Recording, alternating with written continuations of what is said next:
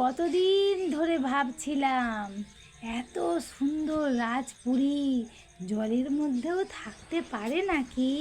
তুমি কি জানো না? না, হ্যাঁ? আমি তো জানতামই না। যদি না তোমার সাথে আমার বিয়ে হতো। স্বর্গে যেরকম স্বর্গ আছে, সেরকম জলও এরকম আছে। তাই ভাগ্যিস তোমার সাথে আমার বিয়ে হয়েছিল।